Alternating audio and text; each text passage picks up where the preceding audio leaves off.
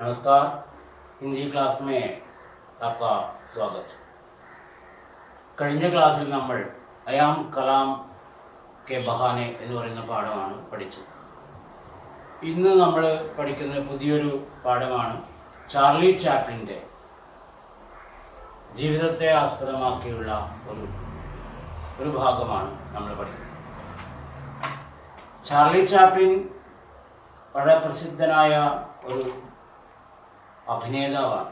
ഏകദേശം 88 വർഷക്കാലം സിനിമയിൽ അഭിനയിച്ച് ഒരു മാന്യ വ്യക്തിയാണ് ചാർലി ചാപ്ലിൻ. ചാർലി ചാപ്ലിൻ്റെ ജീവിതം എന്ന് പറയുന്നത് വളരെയധികം കുട്ടിക്കാലം മുതൽ തന്നെ വളരെയധികം കഷ്ടപ്പാടുകൾ നിറഞ്ഞതായിരുന്നു. 5-ാമത്തെ വയസ്സിൽ തന്നെ സ്റ്റേജിൽ കയറിയ വ്യക്തിയാണ് ചാർലി. അങ്ങനെ നീണ്ട 88 വർഷക്കാലത്തെ അഭിനയ ജീവിതം, ആ അഭിനയ ജീവിതത്തിൻ്റെ മഹത്തായ കാര്യങ്ങൾ ഉൾക്കൊള്ളിച്ചും കൊണ്ടുള്ള ഒരു പാഠമാണ് നമുക്ക് പഠിക്കാനുള്ളത്. ചാർലി ചാപ്ലിൻ എന്ന് പറയുമ്പോൾ തന്നെ എല്ലാവർക്കും തന്നെ അറിയാം, ചാർലി ചാപ്ലിൻ്റെ സിനിമ കാണാത്തവർ വളരെ കുറവായിരിക്കും. എല്ലാ ആൾക്കാരെയും സന്തോഷിപ്പിക്കപ്പെടുന്ന, പൊട്ടിച്ചിരിപ്പിക്കപ്പെടുന്ന സിനിമകളാണ് ചാർലി ചാപ്ലിൻ്റെ. പക്ഷേ അത് ചാർലി ചാപ്ലിൻ്റെ സിനിമാ ജീവിതം. പക്ഷേ ചാർലി ചാപ്ലിൻ തന്നെ തൻ്റെ ജീവചരിത്രത്തിൽ പറയുന്നുണ്ട്, എനിക്ക് മഴയത്ത് നടക്കാനാണ് ഏറ്റവും കൂടുതൽ ഇഷ്ടം. കാരണം ആ സമയത്ത് എൻ്റെ കണ്ണിൽ നിന്നും ഒഴുകുന്ന കണ്ണുനീർത്തുള്ളികൾ അതാരും കാണുകയില്ലെന്ന്. അതുകൊണ്ട് അങ്ങനെ ഇപ്രകാരം വളരെയധികം ദുഃഖം, കഷ്ടപ്പാടുകൾ അനുഭവിച്ച ഒരു വ്യക്തിയാണ് ചാർലി ചാപ്ലിൻ. ആ ചാപ്ലിൻ്റെ ജീവിതത്തെ ആസ്പദമാക്കിയുള്ള പാഠഭാഗം നമുക്ക് തുടങ്ങാം. ടെക്സ്റ്റ് ബുക്ക് എടുക്കുക, അതിൽ പേജ് നമ്പർ 40. ഈ ചാർലി ചാപ്ലിൻ്റെ ഈ പാഠം എഴുതിയിരിക്കുന്നത് ഗീസ് ചതുർവേദി എന്ന് പറയപ്പെടുന്ന ആളാണ്. നമുക്ക് ആ ഓദറിനെ കുറിച്ചും ചാർലി ചാപ്ലിനെ കുറിച്ചും ഉള്ള ഒരു ചെറിയൊരു വിവരണം അവിടെ ആദ്യ ഭാഗത്ത് തന്നെ കൊടുത്തിട്ടുണ്ട്. അതായത് 43-ാമത്തെ പേജ്. നമുക്ക് ആ പേജ് ഒന്ന് നോക്കാം. Charlie Chaplin. Sir Charles Spencer Chaplin का जन्म 16 अप्रैल 1889 में नवासी को हुआ था. അതായത് ചാർലി ചാപ്ലിൻ ജനിച്ചത് 1889 ഏപ്രിൽ 16-ാം തീയതിയാണ്. ചാപ്ലിൻ വിശ്വക്കെ ബഡേ കലാകാരോമേ ഏക് ഹൈ. ലോകത്തിലെ പ്രസിദ്ധരായ കലാകാരന്മാരുടെ കൂട്ടത്തിൽ ഒരാളാണ് ചാപ്ലിൻ. വേ ഹാസ്യ അഭിനേത, ഫിലിം നിർദ്ദേശക്, സംഗീതജ്ഞ, ഫിലിം നിർമ്മാത ആദി കെ രൂപ മേ മശഹൂർ थे. ഇദ്ദേഹം ഒരു ബഹുമുഖ പ്രതിഭ തന്നെയാണ്. അതാണ് പറഞ്ഞിരിക്കുന്നത്. ഹാസ്യ അഭിനേതാവാണ്, ഫിലിം ഡയറക്ടറാണ്, സംഗീതജ്ഞനാണ്, പാട്ടുകാരനാണ്, ഫിലിം നിർമ്മാത, ഫിലിം പ്രൊഡ്യൂസറാണ്. ആദി കെ രൂപ ഈ രൂപത്തിലെല്ലാം തന്നെ മശഹൂർത്തെ ഫേമസ് ആയിരുന്നു, പ്രസിദ്ധനാണ് എന്ന കാര്യം. अमेरिकी सिनेमा के क्लासिकल हॉलीवुड युग के प्रारंभ के मध्य तक उनका योगदान रहा. ഇയാളുടെ സംഭാവനകൾ ഏകദേശം അമേരിക്കൻ സിനിമയുടെ ക്ലാസിക്കൽ യുഗത്തിൻ്റെ മധ്യകാലഘട്ടം വരെയും ഉണ്ടായിരുന്നു. एक शिशु कलाकार से लेकर 88 वर्ष की आयु तक वे इस क्षेत्र में सक्रिय थे. ഏകദേശം 88 വർഷക്കാലം, നീണ്ട 88 വർഷക്കാലം അഭിനയ ജീവിതം നയിച്ചിരുന്ന വ്യക്തിയാണിത്. അതാണ് പറയുന്നത് ആയു തക് വേ ഇസ് ക്ഷേത്രമേ സക്രിയ. ഈ സിനിമാ ഫീൽഡിൽ അയാൾ വളരെയധികം ആക്റ്റീവായിരുന്നു, സജീവമായിരുന്നു. 25 दिसंबर 1977 में इस महान कलाकार का निधन हुआ. 1977 ഡിസംബർ 25-ാം തീയതി ഇദ്ദേഹം മരിച്ചു. നിധൻ മരിച്ചു.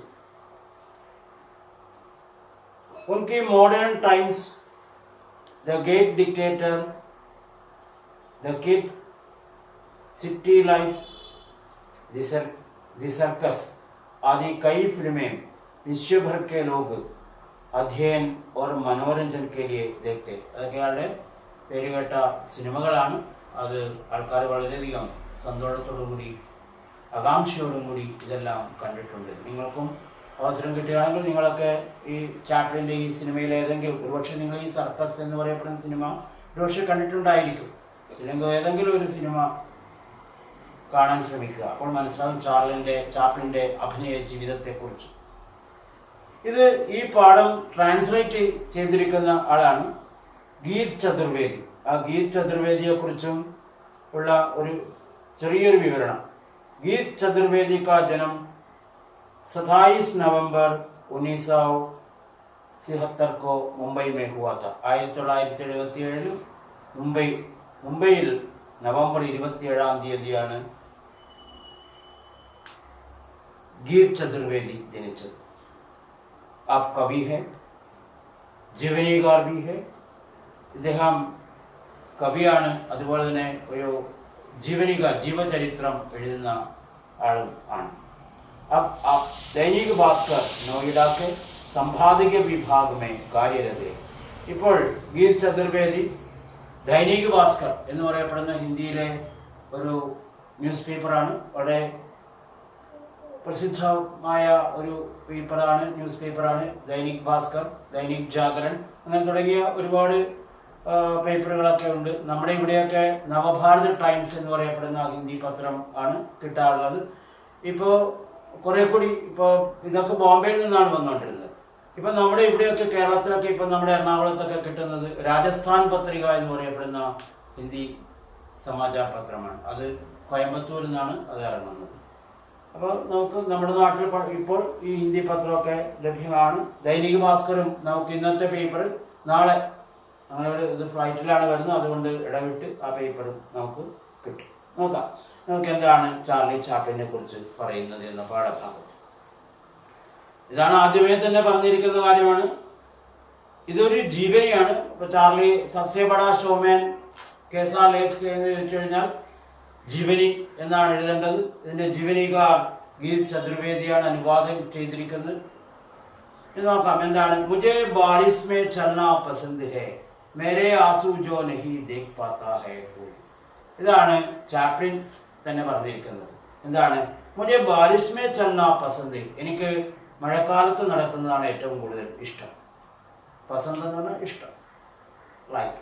മേരെ ആസു തോ ദേഖ് പാത്താ കോയി, കാരണം എന്താ, മഴക്കാലത്ത് നടക്കുമ്പോൾ, മഴ നനഞ്ഞ് നടക്കുമ്പോൾ എൻ്റെ കണ്ണിൽ കൂടി ഒഴുകുന്നതായ കണ്ണുനീർത്തുള്ളികൾ ആരും തന്നെ കാണുകയില്ലല്ലോ. അതാണ് പറഞ്ഞിരിക്കുന്നത്. മേരെ ആസു എന്ന് പറഞ്ഞാൽ കണ്ണുനീർ. നോക്കാം. സബ്സെ ബഡാ ഷോമാൻ ഗീത് ചതുർവേദി. ഇതൊരു സംഭവം ആണ് ആദ്യം പറയാൻ വേണ്ടി പോകുന്നത്. അതായത് ചാപ്ലിൻ്റെ അമ്മയോട് കൂടി തന്നെ ചാപ്ലിൻ എപ്പോഴും അമ്മ ഒരു ഗായികയാണ്. അമ്മയോടൊപ്പം പ്രോഗ്രാമിനൊക്കെ ചാർലിയും പോകാറുണ്ടായിരുന്നു. അങ്ങനെയുള്ള ഒരു സംഭവത്തെക്കുറിച്ചാണ് പറയുന്നത്. ഗാത്തെ ഗാത്തെ അചാനക് മാ കി ആവാസ് ഫട്കർ ഫുസ്ഫുസാവട്ട് മേ തബ്ദീൽ ഹോ ഗയി. അമ്മ സ്റ്റേജ് പ്രോഗ്രാം നടത്തിക്കൊണ്ടിരിക്കുകയാണ്. അങ്ങനെ ആ സ്റ്റേജ് പ്രോഗ്രാമിൽ അമ്മ പാടിക്കൊണ്ടിരിക്കുന്ന ആ സമയത്ത് അചാനക് പെട്ടെന്ന് തന്നെ മാ കി ആവാസ് അമ്മയുടെ ശബ്ദം, ഫട്കർ അമ്മയുടെ ശബ്ദം ഇടറി, ഫുസ്ഫുസാഹട്ട് മേ തബ്ദീൽ ഹോ ഗയി, അത് മർമ്മര ശബ്ദത്തിലേക്ക് ചേഞ്ച് ആയിപ്പോയി എന്നൊക്കെ. എന്ന് പറഞ്ഞാൽ അമ്മയുടെ ശബ്ദത്തിന് ഇടർച്ച സംഭവിച്ചു. ലോഗോं को लगा कि माइक के कुछ खराबी आ गई है. ഓഡിയൻസ് വിചാരിച്ചു ഇത് മൈക്കിൻ്റെ പ്രോബ്ലം ആയിരിക്കും. ലോഗോं को लगा ജനങ്ങൾക്ക് തോന്നി അത് മൈക്ക് മേ കുച്ച് ഖരാബി ഹെ, മൈക്കിൽ വന്നിരിക്കുന്ന ഖരാബി പ്രോബ്ലം ആയിരിക്കാമെന്ന്. पर ഫുസ്ഫുസാവട്ട് ജാരി थी, പക്ഷേ ഈ ഇടർച്ച, ഈ മർമറിങ് അത് ജാരി थी കണ്ടിന്യൂ ചെയ്ത് തുടർന്നുകൊണ്ടേയിരുന്നു. അപ്പോൾ ജനങ്ങൾക്ക് മനസ്സിലായി ഇത് മൈക്കിൻ്റെ പ്രോബ്ലം അല്ല, മറിച്ച് പാടുന്ന ആൾക്കാരുടെ ശബ്ദമാണ്, ഇതിനാണ് കുഴപ്പം എന്നൊക്കെ. ലോക ചില്ലാനെ ലഗെ, അങ്ങനെ ആൾക്കാർ ബഹളം ഉണ്ടാക്കാൻ തുടങ്ങി. കഹീം സെ കുച്ച് ലോഗ് മ്യാവു മ്യാവു കി ആവാസ് നിക്കാൽനെ ലഗെ, ചിലവർ പൂച്ച കരയുന്ന പോലെയും വിസിലടിക്കുകയും അങ്ങനെയൊക്കെ ചെയ്ത് ആകെ ആ സമയം ആ സ്റ്റേജ് പ്രോഗ്രാമിൻ്റെ അടുത്ത് ബഹളം ഉണ്ടാക്കാൻ. इस अभद्र शेर ने मां को शोर ने मां का स्टेज से हटने को मजबूर कर दिया. ഈ സംസ്കാരമില്ലാത്ത ഈ പ്രവൃത്തി, ഈ ബഹളം, അത് അമ്മയെ സ്റ്റേജിൽ നിന്നും നിർബന്ധമായും ഇറങ്ങാൻ പ്രേരിപ്പിച്ചു എന്ന് പറഞ്ഞാൽ അമ്മ അണിയറയിലേക്ക് പോകാൻ നിർബന്ധിതയായി എന്നൊക്കെ. ഇവിടെ ഒരു ചോദ്യം ചോദിക്കുന്നുണ്ട്, മാ ക്യോ സ്റ്റേജ് കെ പീछे की ओर गई. അപ്പൊ അതിന്റെ ഉത്തരം ഇതാണ്, ലോगों की लगातार होने वाले चिल्लाने के शब्द से मां विवश होकर സ്റ്റേജ് के पीछे जाना पड़ा. क्वेश्चन ഇതിൽ തന്നെ മാർക്ക് ചെയ്തിട്ടുണ്ട്. വേണ്ട വേറൊരു ക്വസ്റ്റ്യൻ. इस अभद्र शेर ने मां को स्टेज से हटने को मजबूर कर दिया. उस समय मां की हालत कैसी होगी. അപ്പോൾ അമ്മയുടെ ആ സമയത്തെ അവസ്ഥ എന്തായിരിക്കും എന്ന കാര്യത്തെക്കുറിച്ചാണ് ചോദിച്ചിരിക്കുന്നത്. അപ്പോൾ എന്തായിരിക്കും അമ്മയുടെ അവസ്ഥ? അമ്മ ആകെ വരീഡായി, അമ്മ ആകെ ദുഃഖിതയായി. ഇനി എങ്ങനെ മുമ്പോട്ട് പോകും? കാരണം ഈ പാട്ട് പാടി കിട്ടുന്ന വരുമാനം കൊണ്ടാണ് ഇവർ ജീവിക്കുന്നത്, ഇവരുടെ ജീവിതം കഴിച്ചു കൂട്ടിക്കൊണ്ടിരിക്കുന്നത്. ഇനിയിപ്പോൾ പാടാനുള്ള ഒരു അവസരം കിട്ടിയില്ല എങ്കിൽ മുന്നോട്ടുള്ള ജീവിതം എന്താകും? ഇതിനെക്കുറിച്ചൊക്കെ ഓർത്ത് അമ്മയാകെ അസ്വസ്ഥയായിരുന്നു. ചാർലി को वो अक्सर अपने साथ थिएटर ले जाती थी. പറയാണ്, ചാർലിയെ वो अक्सर, മിക്കവാറും അവസരങ്ങളിൽ ചാർലിയെ അമ്മ എന്ത് ചെയ്യാറുണ്ട്? ഈ പ്രോഗ്രാമിൽ പങ്കെടുക്കുന്ന സമയത്ത് കൊണ്ടുപോകാറുണ്ടായിരുന്നു. उस दिन भी पर्दे के पीछे खड़ा वो आवाज के तमाशे को देख रहा था. അന്നും ചാർലിയെ അമ്മ കൊണ്ടുപോയിട്ടുണ്ടായിരുന്നു.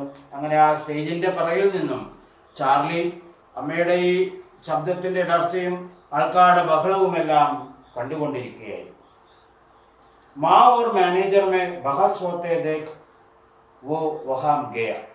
അങ്ങനെ സ്റ്റേജിൽ നിന്നും പുറത്തേക്ക് ഇറങ്ങി വന്ന, പിറകിലേക്ക് ഇറങ്ങി വന്ന അമ്മയും മാനേജറും തമ്മിലുള്ളതായ ബഹസ്, അവർ തമ്മിലുള്ളതായ ആ തർക്കം കണ്ട് ചാർലിയും അവിടെ ചെന്നു.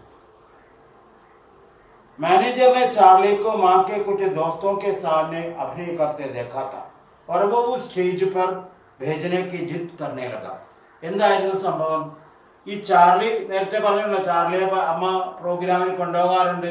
അപ്പൊ ഈ ചാർലി തങ്ങളുടെ ചില ആൾക്കാർ, കൂട്ടുകാരൊക്കെ ആയിട്ട് ചാർലിയും ചില അഭിനയങ്ങളൊക്കെ ആ സമയത്ത് നടത്താറുണ്ടായിരുന്നു. അപ്പൊ ആൾക്കാരെയൊക്കെ, കൂട്ടുകാരെയൊക്കെ പൊട്ടിച്ചിരിപ്പിക്കാറുണ്ടായിരുന്നു. ഇത് മാനേജർ കണ്ടിട്ടുണ്ടായിരുന്നു. അതുകൊണ്ട് മാനേജർ പറഞ്ഞു, അമ്മയുടെ ശബ്ദം ഇപ്പോൾ ഏതായാലും ഇടർച്ച സംഭവിച്ചിരിക്കുകയാണ്, അതുകൊണ്ട് ഈ അവസരത്തിൽ മകനെ ആ സ്റ്റേജിലേക്കൊന്ന് പറഞ്ഞു വിടുന്നത് നല്ലതായിരിക്കും. ഇതിനെക്കുറിച്ചുള്ള ആർഗ്യുമെന്റാണ് അമ്മയും മാനേജറും തമ്മിൽ നടന്നുകൊണ്ടിരുന്നത്. അവസാനം എന്ത് ചെയ്തെന്ന് പറയപ്പെടുന്നത്, दोस्तों के सामने अभिनय करते देखा था और वो स्टेज पर भेजने को जिद करने लगा. അങ്ങനെ മാനേജർ ചാർലിയെ സ്റ്റേജിലേക്ക് അയക്കാൻ നിർബന്ധം പിടിച്ചുകൊണ്ടിരിക്കുകയായിരുന്നു, ശാഠ്യം പിടിച്ചുകൊണ്ടിരിക്കുകയായിരുന്നു. ജിദ് करने लगा, ശാഠ്യം പിടിച്ചുകൊണ്ടിരിക്കുകയായിരുന്നു. മാ ഡർഗി, അമ്മ പേടിച്ചു പോയി. കാരണം എന്താ? ചാർലിക്ക് 5 വയസ്സേ ആയുള്ളൂ. 5 വയസ്സായ ഈ ചാർലിക്ക് എങ്ങനെയാണ് ഇത്രയും വലിയ ഒരു ക്രൗഡിനെ കൺട്രോൾ ചെയ്യാൻ സാധിക്കപ്പെടുക? 5 साल का बच्चा उस उग्र भीड़ को झेल पाएगा? 5 വയസ്സുള്ള ആ കുട്ടിക്ക് ഇത്രയും വലിയ ആ തിരക്കിനെ कंट्रोल ചെയ്യാൻ സാധിക്കുമോ? वो मुबाहिसा के बाद वो अंधतः चार्ली को स्टेज पर ले गया और बजाव के कुछ शब्द कहा. उसे अकेले छोड़ आया. അമ്മ എന്ത് ചെയ്തു? അമ്മ അവസാനം ഇവരുടെ, അതായത് മാനേജരും അമ്മയും തമ്മിലുള്ള വളരെയധികം ആർഗ്യുമെന്റിന് ശേഷം अंततः അവസാനം ലാസ്റ്റ് ചാർലി को स्टेज पर ले गया. അമ്മ ചാർലിയെ സ്റ്റേജിൽ കൊണ്ടുപോയി. और बजाव के कुछ शब्द कह उसे अकेले छोड़ आया.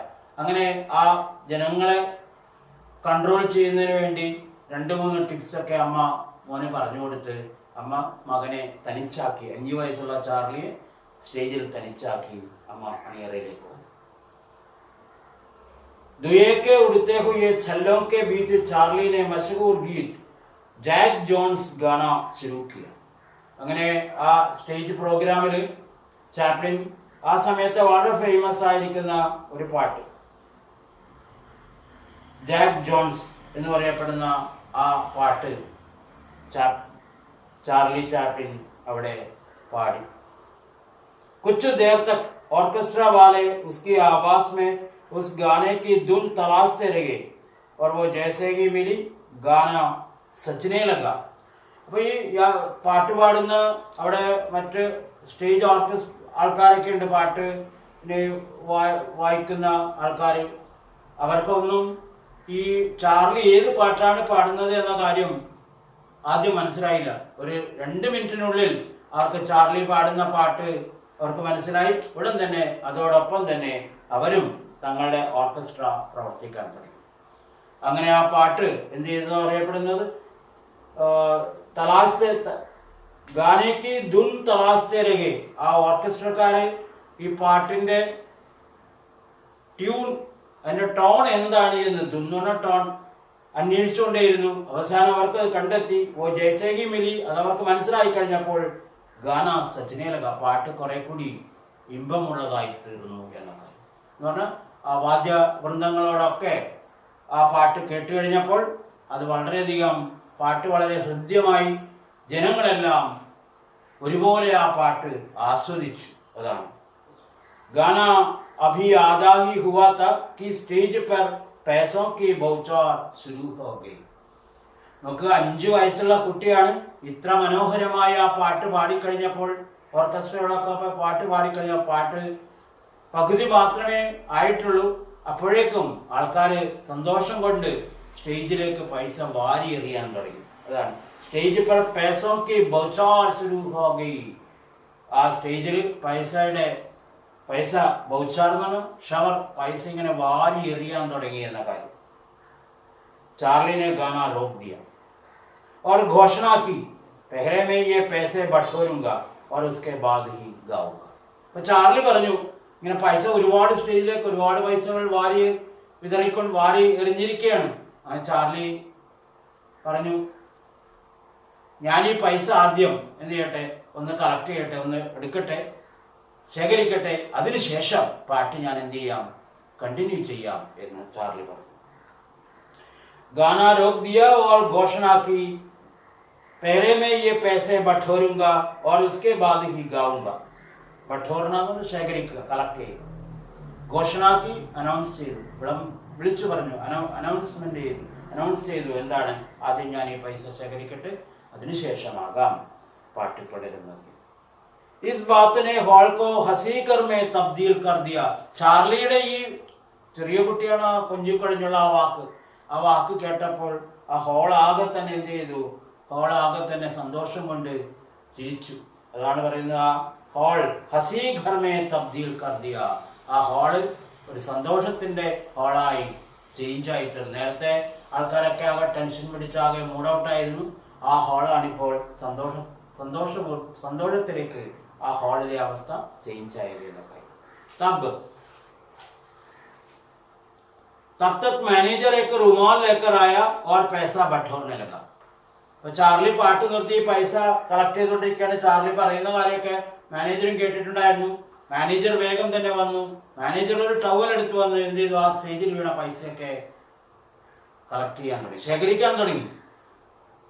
मैनेजर एक रुमाल लेकर आया और पैसा बटोरने लगा. बटोरना कलेक्ट ചെയ്യുക. चार्ली को लगा कि मैनेजर खुद पैसा रख लेना चाहता है. ചാർലിക്ക് പാവം, ചാർലി ചെറിയ കുട്ടിയാണ്, അവനറിയില്ല ഈ മാനേജർ ഈ പൈസ എടുത്ത് എന്താണ് ചെയ്യുക, മാനേജർ തന്നെ സ്വയം ഈ പൈസയൊക്കെ എടുത്തു കൊണ്ടുപോയാലോ.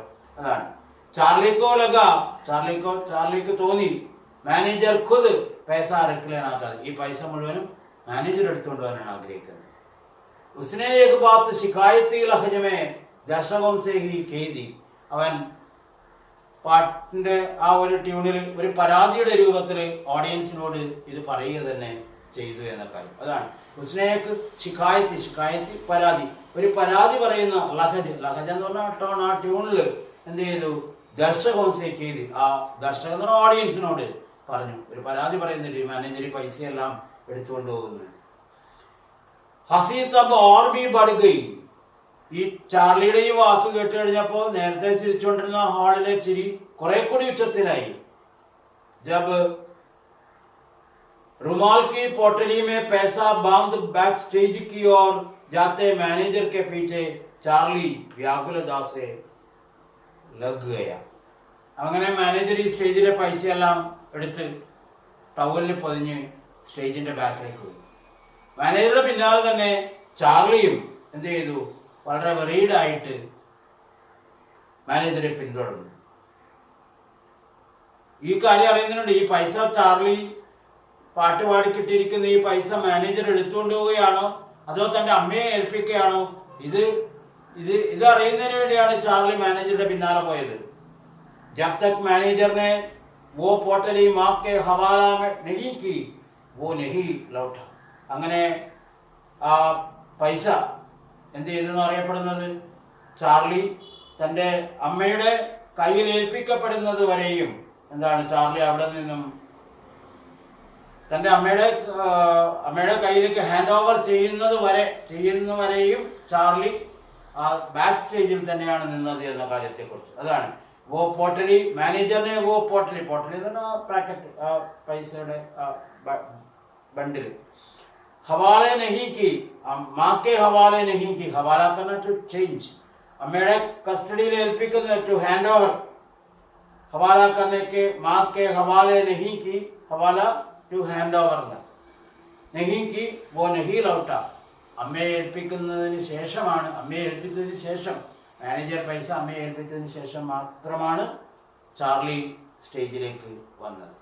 ഇവിടെ എല്ലാം തന്നെ ഓരോ ക്വസ്റ്റ്യൻസ് ചോദിച്ചിട്ടുണ്ട് കേട്ടോ. Is ബാത്തിനെ ഹസി hall co ഹസി Ghar may തബ്ദീൽ കർ ദിയ ക്യോ.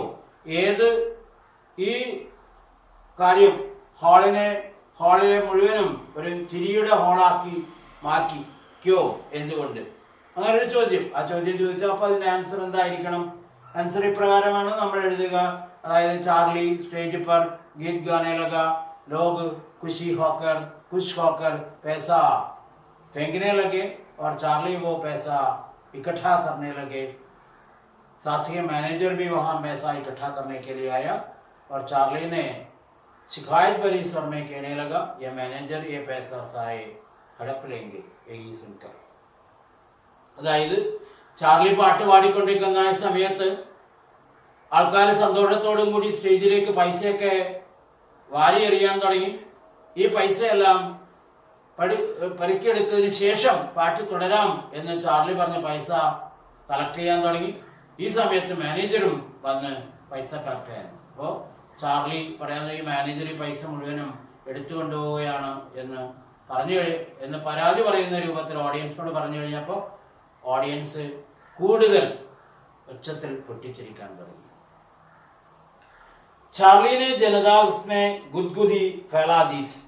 ചാർലി ജനങ്ങളിൽ ഗുദ്ഗുദി സന്തോഷം, ജോയ്, ജനങ്ങളിൽ സന്തോഷം നിറച്ചിരിക്കുകയാണ് എന്ന് പറഞ്ഞാൽ ജനങ്ങളിപ്പോൾ വളരെ ഹാപ്പിയാണ്. ചാർലിയുടെ നെക്സ്റ്റ് പാട്ടുകളൊക്കെ കേൾക്കാൻ വേണ്ടി എന്ത് ചെയ്യാണ് അവർ ആഗ്രഹിച്ചുകൊണ്ടിരിക്കുകയായിരുന്നു. चार्ली ने जनता को गुदगुदी फैला दी थी.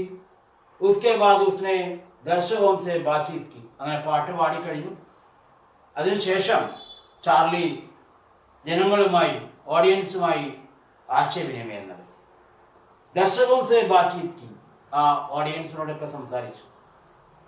നൃത്യക്കിയ, ചാർലി 5 വയസ്സായ കുട്ടിയാണ്. അപ്പോൾ ചാർലി പാട്ടുപാടി ഡാൻസ് ചെയ്തു. മാത്രമല്ല अपनी माँ से कई गायकों की नकल उतारी. കുറച്ചു മുമ്പ് തൻ്റെ അമ്മ ഈ സ്റ്റേജിൽ പാട്ടുപാടി അമ്മയുടെ തൊണ്ട ഇടറിപ്പോയിരുന്നു. ആ ഭാഗവും ചാർലി എന്ത് ചെയ്തു? നക്കലുദാരി ഇമിറ്റേറ്റ് ചെയ്ത് അനുകരിച്ചു എന്ന കാര്യത്തെക്കുറിച്ച് ആ പാട്ട്, ആ സീൻ അനുകരിച്ച് ചാർലി പാടി. ധാരാളം പ്രഗത്ഭരായിരിക്കുന്ന ഗായകന്മാരുടെയൊക്കെ പാട്ടുകൾ ചാർലി പാടിയിരുന്നു. പട്ടി മാക്കി ആവാസ് और उसके ഫുസ്ഫുസാത്തെ ബി നക്കൽ ഉദാർദി. കുറച്ചു മുമ്പ് അമ്മയുടെ ഇടറിയ സ്വരത്തിൽ അമ്മ പാടിയിരിക്കുന്ന ആ പാട്ട് തന്നെ ചാർലി ഒന്നുകൂടി റിപ്പീറ്റ് ചെയ്തു. അതേ രൂപത്തിൽ തന്നെയാണ്. मासूमियत में उसी थोड़ी देर पहले फटी माँ की आवाज.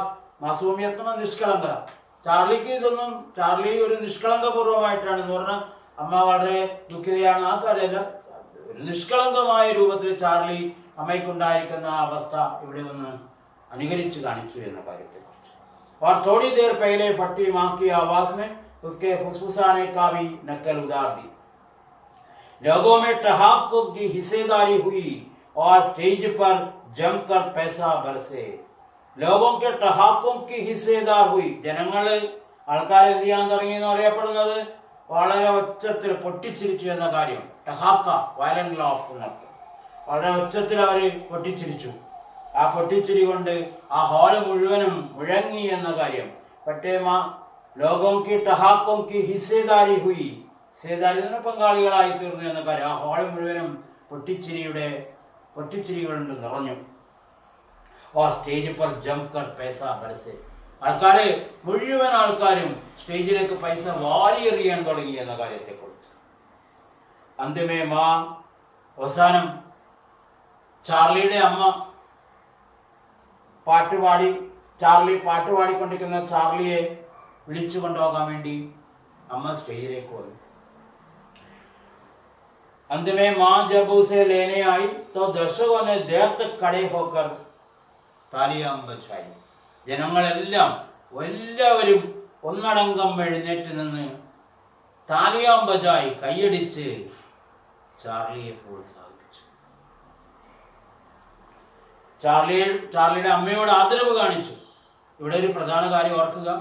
കുറച്ചു മുമ്പ് ജനങ്ങൾ മുഴുവനും കൂവി വിളിച്ച് വളരെ ദുഃഖിതയായി ലജ്ജിതയായി ഇറങ്ങിപ്പോയിരിക്കുന്ന ചാർലിയുടെ അമ്മ, ആ അമ്മയാണിപ്പോ ജനങ്ങളെല്ലാം ഒന്നടങ്കം എഴുന്നേറ്റ് നിന്ന്, ആദരപൂർവ്വം എഴുന്നേറ്റ് നിന്ന് കൈയടിച്ച് സ്വാഗതം ചെയ്തത്. അതാണ് പറഞ്ഞിരിക്കുന്നത്. ജംകർ പൈസ ആയി ദർശകോനെ ദേർ തക് ഖടേ ഹോക്കർ താലിയാം ബജായി, കൈയടിച്ചു. कई लोगों ने मां से हाथ मिलाकर उसके छोटे बच्चे की तारीफ की. കുറേ ആൾക്കാർ, വളരെയധികം ആൾക്കാർ അമ്മയ്ക്ക് ഷെയ്ക്ക് ഹാൻഡ് കൊടുത്ത് ആ ചാർലിയുടെ കഴിവിനെ വളരെയധികം പ്രശംസിച്ചു. കൈ ലോഗോനെ മാ സെ ഹാത്ത് മിലാണ് ഷെയ്ക്ക് ഹാൻഡ് കൊടുത്ത് ഉസ്കെ ചോട്ടെ ബച്ചയ്ക്ക്, ആ ചെറിയ കുട്ടിയെ ചാർലിയെ കുറിച്ച് താരീഫ് की, പ്രശംസിച്ചു. താരീഫ് കാരണം പ്രശംസിക്കുക. ഒരു അമ്മയെ സംബന്ധിച്ചിടത്തോളം ഏറ്റവും ആനന്ദദായകമായിരിക്കുന്ന നിമിഷങ്ങളാണ് ഇതെല്ലാം എന്ന കാര്യം. കാരണം തൻ്റെ മകൻ്റെ കഴിവുകളെ കുറിച്ച്, തൻ്റെ മകൻ്റെ അഭിനയത്തെക്കുറിച്ച് ഒക്കെ പ്രശംസിക്കപ്പെടുക, ആ പ്രശംസ കേൾക്കുക, സ്വന്തം അമ്മ കേട്ട് അമ്മയ്ക്കുണ്ടാകുന്ന സന്തോഷം അത് വാക്കുകൾക്ക് അപ്പുറത്താണ് എന്ന കാര്യത്തെക്കുറിച്ച്. അമ്മ കുറച്ചു മുമ്പ് അനുഭവിച്ചിരിക്കുന്ന ആ ദുഃഖം, വിഷമം, ഇതെല്ലാം ഈ അവസരത്തിൽ അമ്മ മറന്നു. അതാണ് ചാർലി സ്റ്റേജ് पर पहली बार आया. അവസാനം നമ്മുടെ ലേഖകൻ പറയാണ്, ചാർലി സ്റ്റേജിൽ ആദ്യമായി കയറിയതാണ് ഇന്ന്. അന്ന് ജനങ്ങൾ മുഴുവനും ചാർലിയെ സന്തോഷപൂർവ്വം സ്വാഗതം ചെയ്തു. അമ്മയ്ക്കും വളരെയധികം സന്തോഷമുണ്ടായി. വേറൊരു സംഭവം കൂടിയുണ്ട്. എന്താ? ചാർലി സ്റ്റേജ് पर पहली बार आया और माँ आखिरी बार. അമ്മ ആ സ്റ്റേജിൽ, അമ്മയുടെ സ്റ്റേജ് പ്രോഗ്രാമിൻ്റെ, അമ്മ സ്റ്റേജ് പ്രോഗ്രാം ചെയ്ത അവസാനത്തെ സ്റ്റേജ് പ്രോഗ്രാമുമായിരുന്നു അത്. ഇതിനുശേഷം അമ്മ പിന്നെ സ്റ്റേജ് പ്രോഗ്രാം ചെയ്യാറില്ല, ചാർലിയാണ് ചെയ്യാറുള്ളത് എന്നാണ്. दुनिया के सबसे बड़े शोमैन का ये पहला शो था. പറയാണ്, ലോകത്തിലെ ഏറ്റവും പ്രഗത്ഭനായിരിക്കുന്ന ഒരു വ്യക്തിയുടെ ആദ്യത്തെ ഷോയാണ് ഇത് എന്നൊക്കെ. ഉസ്നെ ജനം ലേലിയ. അങ്ങനെ വളരെ പ്രസിദ്ധനായ, വളരെ അഭിനയ മികവുള്ള ഒരു അഭിനേതാവ് അവിടെ രൂപം എടുത്തു. ഇവിടെ നിന്ന് തുടങ്ങുന്നു ചാർലിയുടെ അഭിനയ ജീവിതം. നീണ്ട 88 വർഷക്കാലമാണ് ചാർലി അഭിനയ ജീവിതത്തിൽ തുടർന്നത് എന്ന കാര്യം. ഇപ്രകാരം ജനങ്ങളെ മുഴുവനും ചാർലി തൻ്റെ അഭിനയം കൊണ്ട് പൊട്ടിച്ചിരിപ്പിച്ചു എന്ന കാര്യം. ഇത്രയുമാണ് നമ്മുടെ ഈ പാഠഭാഗത്ത് പറഞ്ഞിരിക്കുന്നത്. ഇവിടെയും ഒരു ക്വസ്റ്റ്യൻ ചോദിച്ചിരിക്കുന്നുണ്ടോ? ഉസ്നെ ജനം ലേ ലിയാ ഥാ ഇസ്കാ ക്യാ മത്ലബ് എന്ന് പറഞ്ഞാൽ ചാർലി എന്ന് പറയപ്പെടുന്ന ഒരു അഭിനേതാവ് രൂപമെടുത്തു. അമ്മയുടെ അവസാനത്തെ സ്റ്റേജ് പ്രോഗ്രാമുമായിരുന്നു അത് എന്ന കാര്യം. ഈ ടെക്സ്റ്റ് ബുക്ക് നിങ്ങൾ നന്നായി വായിക്കുക. ഇതിൻ്റെ ക്വസ്റ്റ്യൻ ആൻസറൊക്കെ നിങ്ങൾ സ്വയം ഒന്ന് കണ്ടുപിടിക്കാൻ വേണ്ടി ശ്രമിക്കുക. നിങ്ങൾക്ക് ഇതിലെ ഓരോ ഏതെങ്കിലും വാക്കുകളുടെയൊക്കെ അർത്ഥം മനസ്സിലായിട്ടില്ല എങ്കിൽ അതും നോട്ട് ചെയ്ത് വെക്കുക. ഈ ക്വസ്റ്റ്യൻ ആൻസറൊക്കെ ഇരുന്ന് നിങ്ങൾക്ക് സ്വയം തിരഞ്ഞെടുക്കാൻ സാധിക്കുമോ എന്ന കാര്യം കൂടി ഓർക്കുക. അതോടൊപ്പം തന്നെ ഇതിൻ്റെ ചില പ്രധാനപ്പെട്ട കാര്യങ്ങളെല്ലാം തന്നെ ഈ ബുക്കിൻ്റെ പുറകിൽ കൊടുത്തിട്ടുണ്ടാകും. എന്തൊക്കെ ക്വസ്റ്റ്യൻസ് ആണ്, ആ ക്വസ്റ്റ്യൻസൊക്കെ നിങ്ങളൊന്ന് വായിച്ചു നോക്കുക. ഏതെങ്കിലും ചെയ്യാൻ പറ്റുകയാണെങ്കിൽ നിങ്ങൾ ചെയ്യുക. അതോടൊപ്പം തന്നെ കഴിഞ്ഞ ക്ലാസ്സിൽ ഞാൻ പറഞ്ഞിട്ടുണ്ടായിരുന്നു, ആയാം കലാം ഹോഗയ എന്ന് പറയപ്പെടുന്ന ആ പാഠത്തിൻ്റെ ക്വസ്റ്റ്യൻ ആൻസർ എഴുതാൻ. അതിൻ്റെ ക്വസ്റ്റ്യൻ ആൻസർ നിങ്ങൾക്ക് അയച്ചു തരും. നിങ്ങൾ ആ ക്വസ്റ്റ്യൻ ആൻസറൊക്കെ ഒന്ന് വായിച്ച് പഠിക്കുക. അടുത്ത ക്ലാസ്സിൽ നമ്മൾ അതിനെക്കുറിച്ച് ചോദ്യം ചോദിക്കും. അതുപോലെ ഈ പാഠഭാഗത്തിൻ്റെ ക്വസ്റ്റ്യൻസും മറ്റുള്ള ഇതിൽ ഞാൻ ചോദ്യങ്ങളെല്ലാം ചോദിക്കും. നിങ്ങൾ ഉത്തരം പറയണം. നന്നായി വായിക്കുക. വായിച്ച് 2-3 പ്രാവശ്യം ഒരു പ്രാവശ്യം വായിച്ച് മനസ്സിലാകുന്നെങ്കിൽ ഒരു 2 പ്രാവശ്യം കൂടി വായിച്ച് നോക്കുക. അങ്ങനെ വായിച്ചു കഴിയുമ്പോൾ തന്നെ നിങ്ങൾക്ക് എല്ലാം തന്നെ ആശയങ്ങൾ മനസ്സിലാകും. നിങ്ങൾ അത് മുഴുവനും വായിച്ച് ക്വസ്റ്റ്യൻ ആൻസറൊക്കെ ചോദിച്ചു കഴിഞ്ഞാൽ അതൊക്കെ പറയാൻ തയ്യാറാക്കുക. ബാക്കി ക്ലാസ് നമുക്ക് അടുത്ത ക്ലാസ്സിലാകാം. ധന്യവാദം.